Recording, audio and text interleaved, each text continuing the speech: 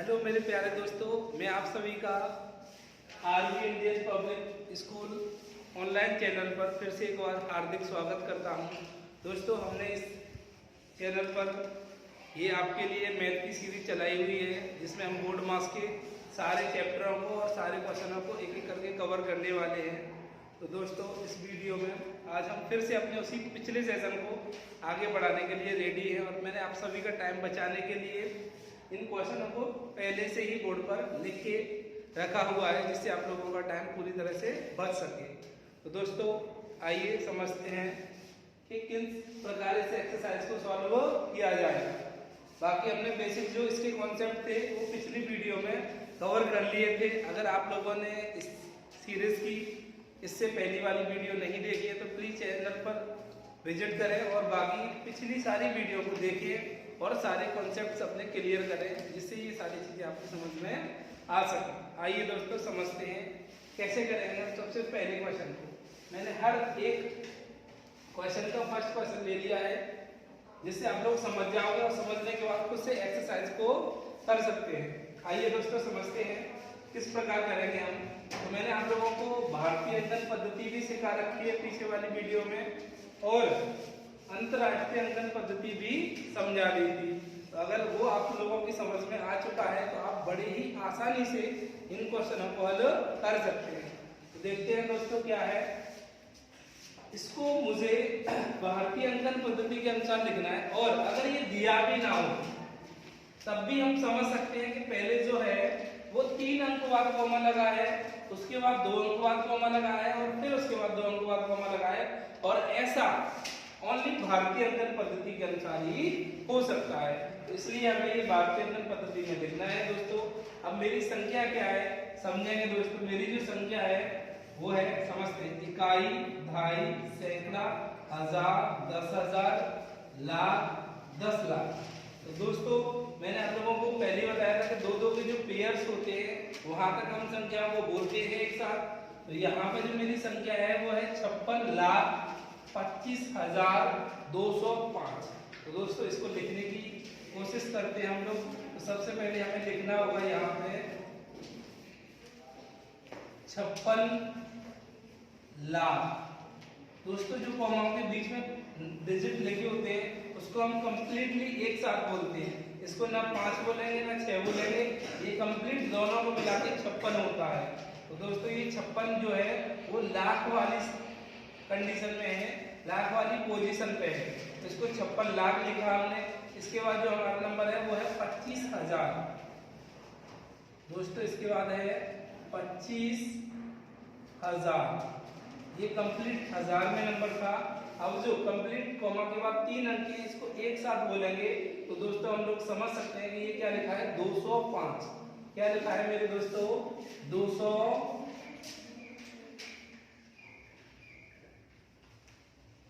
इस प्रकार मेरे दोस्तों, ये जो भारतीय अंकन पद्धति है उससे हम इन नंबरों को लिख सकते हैं। मैं आशा करता हूं दोस्तों कि आप लोगों की ये वाली बात पूरी तरह से समझ में आ ही गई होगी। अब दोस्तों, हम एक इसके नेक्स्ट क्वेश्चन पर चलते हैं, जिसमें निम्नलिखित को अंकों में लिखिए। पहले से शब्दों में लिखा हुआ है, अब हमें इसको अंकों में लिखना है। और हमने फर्स्ट वाले क्वेश्चन में क्या किया था, अंकों में लिखा हुआ था और शब्दों में हम लोगों ने लिखा था। तो समझते हैं दोस्तों, अगर शब्दों में लिखा है तो अंकों में कैसे लिखेंगे। आप सभी लोगों को ये क्वेश्चन दिख ही रहा होगा। दोस्तों, ये क्वेश्चन है 4,25,14,045। दोस्तों, क्या होता है, जैसे हम लोगों ने सीखा है कि सबसे अगर करोड़ दिया है तो करोड़ के बाद क्या है, लाख आना चाहिए, 2 डिजिट में आना चाहिए लाख। अगर एक भी डिजिट इसका कम है तो उसकी जगह 0 आएगी, या लाख आया ही है तो उसकी जगह 2 0 आएगी। और लाख के बाद क्या आना चाहिए, 1000 आना चाहिए। 1000 2 डिजिट में आना चाहिए, इसमें 14,000 2 डिजिट में है। अगर ये नहीं होता 1000 तो इसकी जगह 2 0 लगा देंगे। इसके बाद क्या है, 45। इसके बीच में 100 नहीं आया है तो 100 की एक 0 लग जाएगी दोस्तों। तो समझते हैं किस प्रकार इस नंबर को लिखेंगे। मैं यहाँ पे लिख देता हूँ दोस्तों। सबसे पहले मुझे लिखना है 4 करोड़। 4 करोड़ सिंगल नंबर है, 4 करोड़। अब इसके बाद लाख के मेरे 2 डिजिट होने चाहिए, तो 25 लाख कंप्लीट 2 डिजिट है मेरे पास 25 लाख में। 25 लाख। अगर दोस्तों इसकी जगह 5 लाख होता तो मुझे एक डिजिट की जगह 0 लगानी पड़ती और मैं यहाँ 5 लाख लिख देता, लेकिन मेरे पास पहले से ही कंप्लीट 2 डिजिट है 25 लाख, इसलिए मैंने इसको लिख दिया 25 लाख।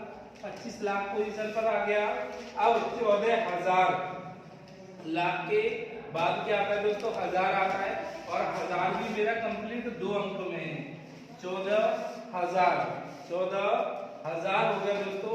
अब मेरे पास होना चाहिए था 100, लेकिन 100 नहीं आया है, तो मैं उसकी जगह 0 लगाऊंगा और उसके बाद आया 45।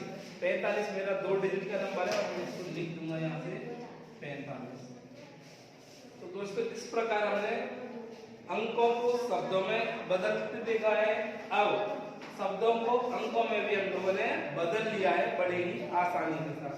तो दोस्तों इसी प्रकार आगे समझते हैं। ये तो हमारे दोनों जो थे अंकों से शब्दों में और शब्दों से अंकों में जो हमने लिखा वो भारतीय अंकन पद्धति में था, वो भारतीय अंकन पद्धति के अकॉर्डिंग लिखा था। लेकिन दोस्तों हमने एक और पद्धति को सीखा था जिसका नाम था अंतरराष्ट्रीय अंकन पद्धति, इंटरनेशनल नंबरिंग सिस्टम जो था, उसके अकॉर्डिंग भी दोस्तों समझते हैं कि किस प्रकार चेंज करेंगे। जैसे कि हमने पीछे समझा था कि ये जो सीरीज है अंतरराष्ट्रीय वाली, इसमें हमेशा 3 अंक बाद ही कॉमा हमें देखने के लिए मिलती है। तो देखो दोस्तों ये भी 3 बार, ये भी 3 बार और आगे भी 3 बार ही चलेगा। लेकिन अगर ये इंडियन में लिखा होता, भारतीय अंकन पद्धति में लिखा होता, तो यहाँ पे 3 अंक वाला था, फिर 2-2 के पेयर में आते कॉमा। तो दोस्तों समझेगा इसको कैसे लिखना होगा हमें। मैंने आप सभी प्यारे दोस्तों को पहले से ही बता रखा है कि यहाँ पे इसको रीड करते इकाई, इस वाले नंबर को दहाई, इसको सैकड़ा, इसको हजार, इसको 10,000 और इसको 100,000 और इसको 1000 के बाद दोस्तों इसमें आता है मिलियन। मिलियन दोस्तों समझते हैं, पीछे से लिखना स्टार्ट करते हैं। तो मेरा जो पहला नंबर है वो है 3। दोस्तों मैं लिखूंगा 3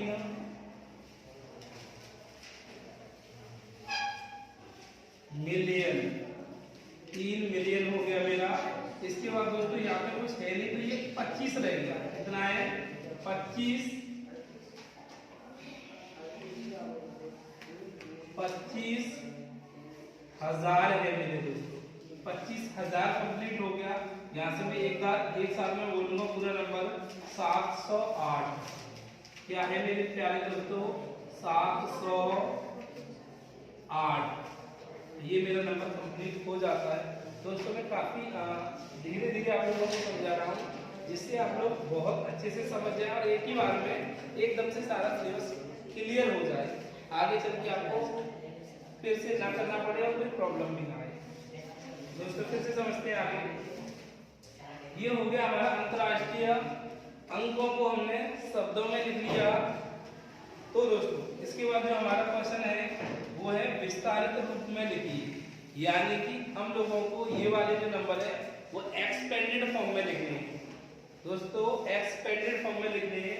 एक्सपेंडेड फॉर्म बहुत ही इजी फॉर्म होती है, इसमें हमें कुछ नहीं करना, बस हमें देखना है ये इकाई, दहाई और सैकड़ा। सैकड़ा मीन्स होता है 100। तो ये कौन से स्थान पर है 100वें स्थान पर। ये 600 है, इसको पूरा लिखेंगे 600। इसके बाद जो नंबर है वो 20 है, इसको लिखेंगे 20 और ये है 5। तो दोस्तों कंप्लीट हो गया 600, 20 और 5, तो बन जाएगा आपका नंबर 625। दूसरा तरीका इसको लिखने का ये भी रहता है दोस्तों कि पहले मैंने 600 लिख लिया, 600 के पीछे कितने डिजिट हैं 2 डिजिट है, तो 2 0 लग जाएंगे। फिर मैंने 20 का 2 लिखा और 2 के पीछे कितने डिजिट है दोस्तों 1 डिजिट है, तो 1 0 लग जाएगी।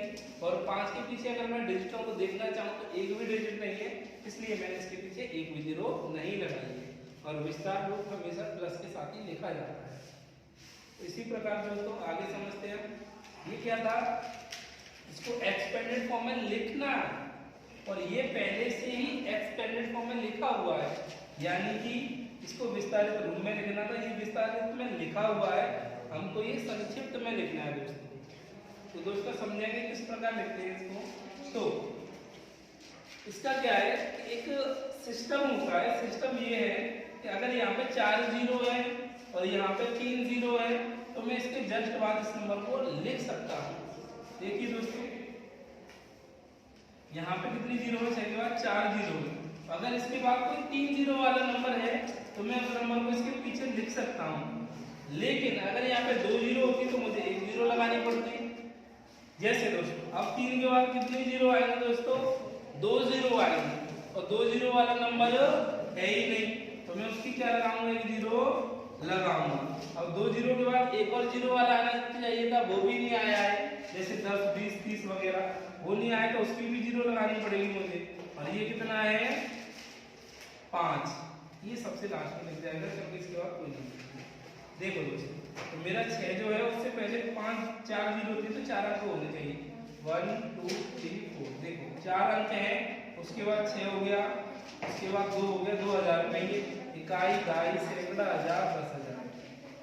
तो 60,000 ये हो गया अपना कंप्लीट। और 2 62,005 हो गया कंप्लीट। जो नंबर है वो 62,005 होता है। दोस्तों एक बार एग्जांपल मैं अपनी तरफ से ले लेता हूँ इसका क्लियर कराने के लिए इसको।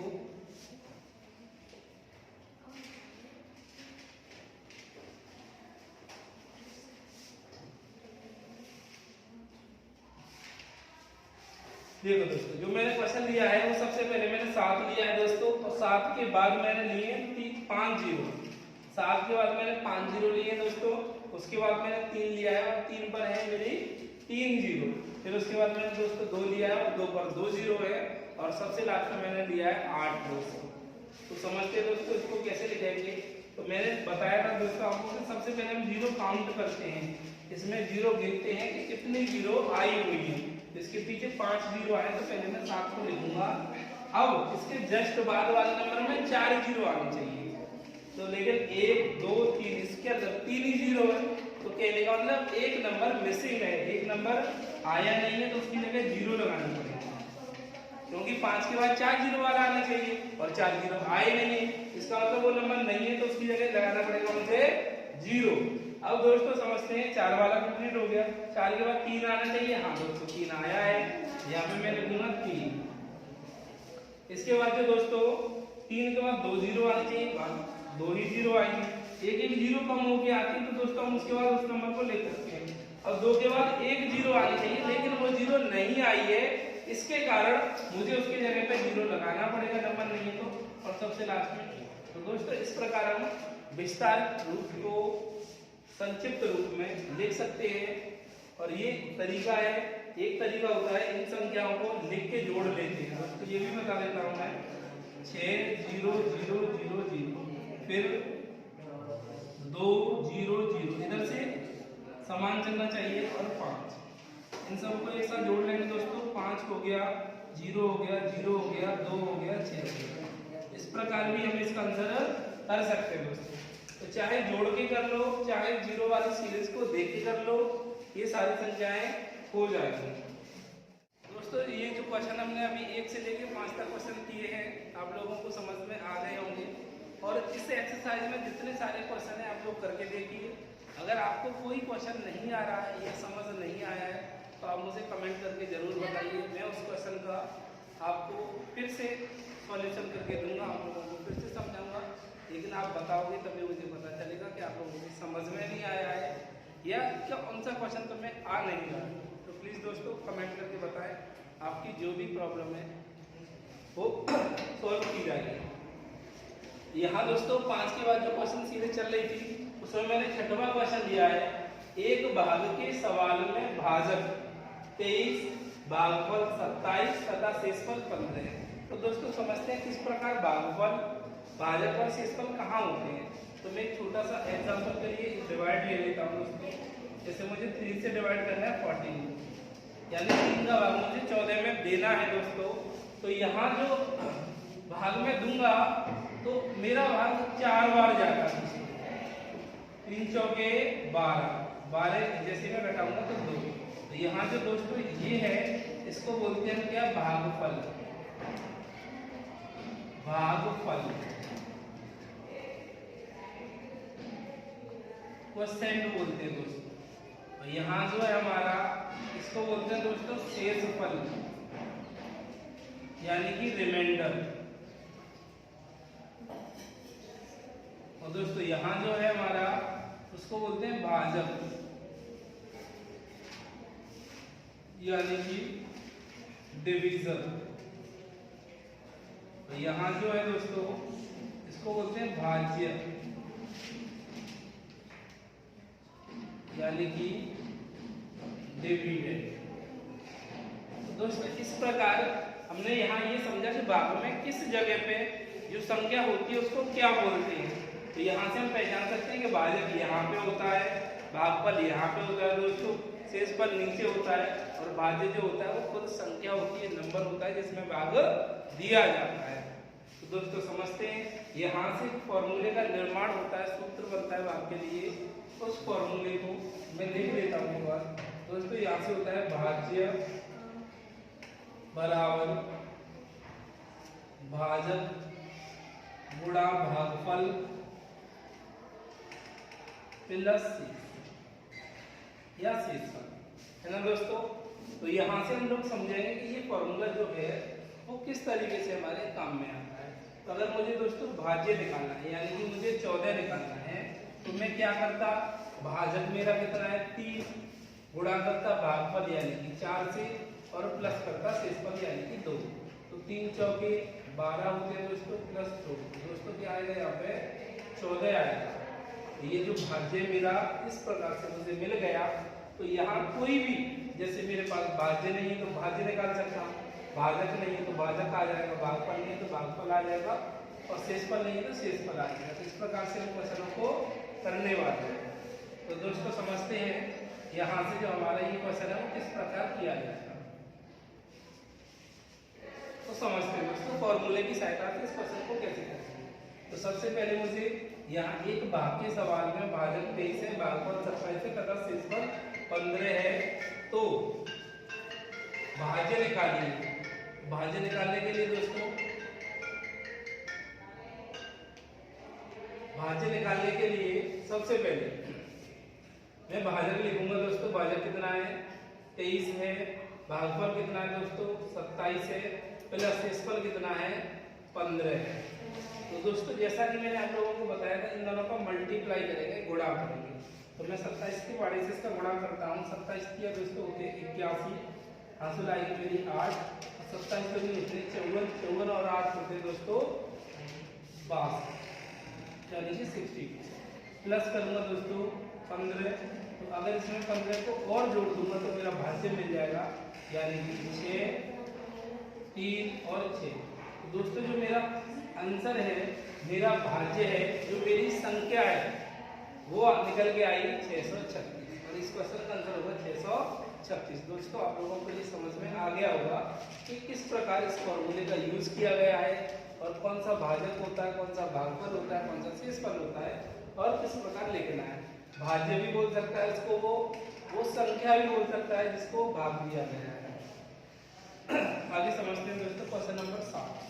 इसी सीरीज में चलते हुए क्वेश्चन नंबर 7 को देखेंगे दोस्तों। अब ये जो क्वेश्चन है इसमें भाज्य ऑलरेडी दिया गया है, भाज्य दिया है दोस्तों, भागफल तथा शेषफल क्रमशः का मतलब है कि जो पहले वाला है वो भागफल है 479, और जो दूसरा वाला है वो शेषफल है 784। लेकिन हमें सवाल में भाजक निकालना है दोस्तों।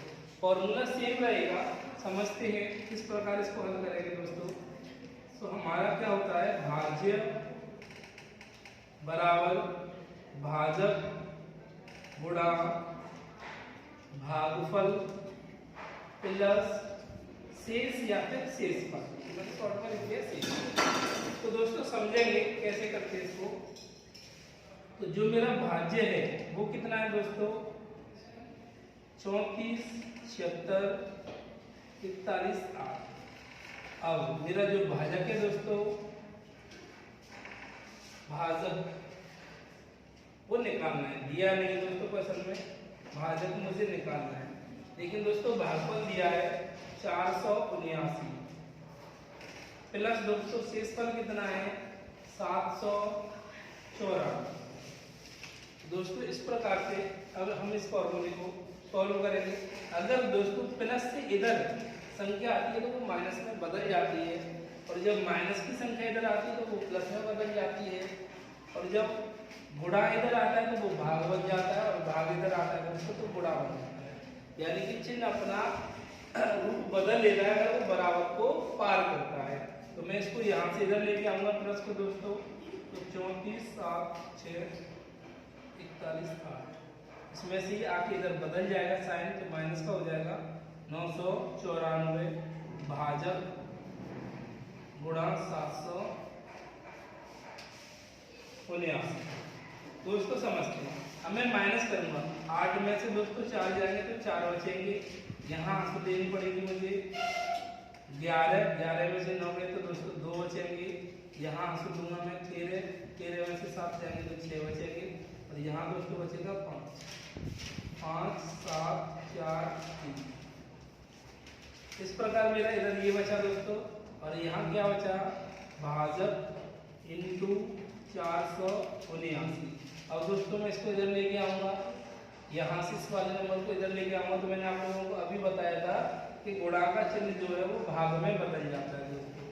तो 34 75 624 को अगर मैं इधर लेके आऊंगा इस वाले 479 को, तो ये भाग में बदल जाएगा, और यहाँ से दोस्तों मुझे भाजक निकालना है। दोस्तों मुझे यहाँ से भाजक निकालना है। अब मुझे दिख रहा है कि मुझे इस संख्या में इसमें भाग करना है, तो दोस्तों जगह मैं यहाँ पे लिख लेता हूँ 479 से भाग करना है मुझे 34 75 624 में। अगर मैं इसका इसमें भाग कर देता हूँ तो मुझे भाजक मिल जाएगा यहाँ आंसर के रूप में। तो दोस्तों समझते हैं, अब यहाँ पे सबसे बड़ी जो समस्या है हमारे सामने वो ये आती है कि 479 का हमें पहाड़ा नहीं आता है। तो दोस्तों इस कंडीशन के लिए हमें क्या करना रहता है कि केवल आगे वाली संख्या से हम इसमें भाग देते हैं। जैसे मैं 4 का भाग दूंगा 34 में तो कितनी बार जाएगा दोस्तों 8 बार जाएगा, 8 बार जाएगा दोस्तों। लेकिन यहाँ पे थोड़ा सा क्या है 80 एक्स्ट्रा है, 79 जो है वो 80 के लगभग है, वो एक्स्ट्रा है। और अगर एक्स्ट्रा को देखूं मैं 8 बार गुणा करके तो वो 300 ऊपर चला जाएगा, लेकिन ये 300 ऊपर है नहीं। दोस्तों 7 बार भाग जाएगा मेरा, 8 बार नहीं जाएगा। यानी कि अगर मैं इसमें 8 का गुणा करूंगा तो ये बाकी इस संख्या से आगे निकल जाएगा दोस्तों, इसलिए मैं 7 से गुणा करूंगा।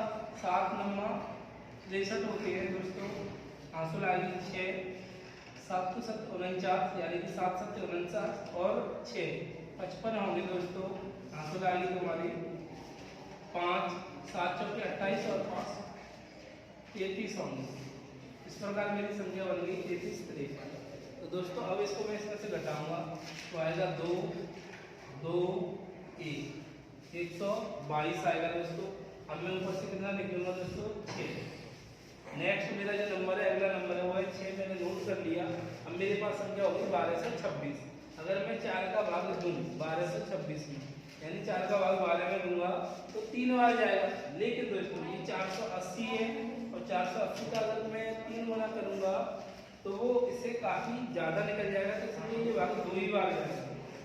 कितनी बार जाएगा दोस्तों 2 बार जाएगा। 2 का गुणा करूंगा 2 9 18 18 की ये कैरी होगी दोस्तों, 2 7 14 और 1 15 की 5 आ गई दोस्तों। आंसर ये 2 चौके 8 और 1 9 हो गया दोस्तों। अब माइनस करते हैं तो आंसर लेंगे 16 में से 8 गए तो दोस्तों 8 बचा, और यहाँ 11 में से 5 बचे, और यहाँ दोस्तों 9 में 11 में से 9 दोस्तों 2 बचे, क्योंकि 6 बार जाएगा 6 चौके 24 आगे निकल जाएगा दोस्तों, इसलिए मैं 5 बार 5 से गुणा करके देखता हूँ। आप लोग 6 चौके 24 यानी 6 बार जा रहा है, 4 6 के 24, तो आप लोग क्या है गुणा करके देख सकते हैं। जैसे अगर आगे जाए तो पीछे करके 5 से गुणा कर लेंगे, तो 5 से गुणा करूंगा इसमें मैं 5 नंबर 45 की 5 दोस्तों, आंसू लाएगी 4 5 7 35 और 4 39, आंसू लाएगी 3 5 चौके 20 और 3 23 दोस्तों। यहाँ से मैं माइनस करता हूँ 12 में से 5 गए तो 7 बचेंगे दोस्तों, और यहाँ पे 7 बचे दोस्तों। आंसू लूँ 17 में से 9 गए तो दोस्तों 8 बचेंगे, और यहाँ पे दोस्तों एक यहाँ दे दिया था 5 बचे, 5 में से 3 में से 2 बचे। दोस्तों ऊपर से क्या बताऊंगा, फिर से मैं 4 बताऊंगा। तो यहाँ अगर दोस्तों मैं देखूँ 4 का भाग आता है, इसमें कितनी बार जा रहा है, 7 बार जा रहा है, लेकिन फिर 7 बार जा रहा है, लेकिन इसके पीछे 80 है, वो कितना आगे निकाल देगा, भाग को आगे निकल जाएगा। और वैसे भी 9 के पहाड़े में 4 जो मिलता है वो 9 छुट्टी 6 बार में मिलता है, इसलिए मैं 6 बार जाएगा मेरा भाग 6 से बड़ा करता हूँ। 9 छुट्टी 54, हाँ तो 5, 9 सत्ते 63, सॉरी 6 सत्ते 42, 42 और 5 47, असलानी 4, 6 चौके 24 और 4 दोस्तों होते हैं 28। तो यहाँ से मेरा भाग कंप्लीट हो जाएगा दोस्तों। भाग कंप्लीट होने के बाद ये जो आंसर आया है यही मेरा निकल के आया है भाजक। ये जो मेरा आंसर है दोस्तों यहाँ पे वो भाजक निकल के आया है 72, 56।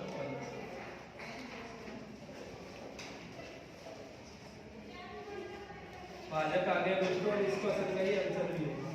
तो दोस्तों ये जो भाग है वो थोड़ा कैलकुलेटिव था, इसलिए थोड़ा सा टाइम लगा है इसको करने में, लेकिन इस तरीके से बड़े भाग को किया जा सकता है। बस आगे वाले नंबर से पीछे वाले भाग देना है।